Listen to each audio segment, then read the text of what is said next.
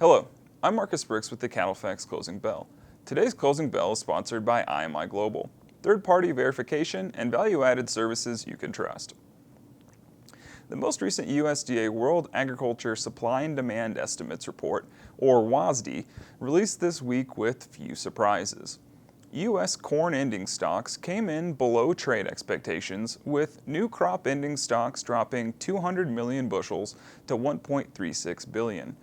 Declines in the 2021-2022 market year ending stocks were driven by usage increases in 2021 ethanol and export use, up 150 million bushels together. 2021 crop year, the current old crop, has a calculated stocks-to-use ratio at 7.4%, the lowest in 25 years. Corn spot prices look to end the week roughly 4 cents lower, with the daily futures close finding price support at the 20-day moving average. Spot WTI crude oil prices traded higher into the low 70 a barrel range this week, but energy remains relatively cheap versus corn costs. Measuring the ratio between spot corn and crude oil shows corn is the most expensive relatively since the renewable fuel standard was first enacted. Comparing the ratio to a previous period of high-priced corn like 2011 to 2013, the corn to crude ratio is some 2 to 3% higher today. Ethanol distillers are receiving higher prices for their product as gasoline demand improves at the consumer level, but steep input costs are testing ethanol margins. Spot ethanol futures were unchanged this week at $2.46 per gallon, about 99% higher than this week year ago, to highlight the incredible shift post-pandemic.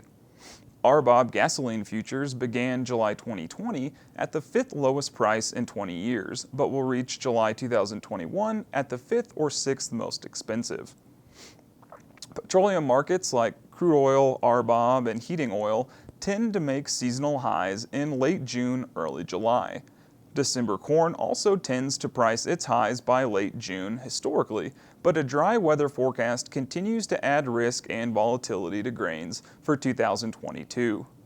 Chicago wheat prices were roughly 10 cents per bushel lower this week, while soybeans lost 85 cents from the spot market. Spot sugar prices were down about 17 cents this week after testing annual highs last week. The U.S. dollar index was up this week at $91.60, marking its highest weekly close since the last week of April. Beef prices were moderately lower this week, with the choice cutout down $2.30 per hundredweight and selects down $2.76. Steady price fed cattle trade allowed for a small leverage shift back in favor of the producer. In the cash market, the South traded moderate volumes between $119 to mostly $120 per hundredweight.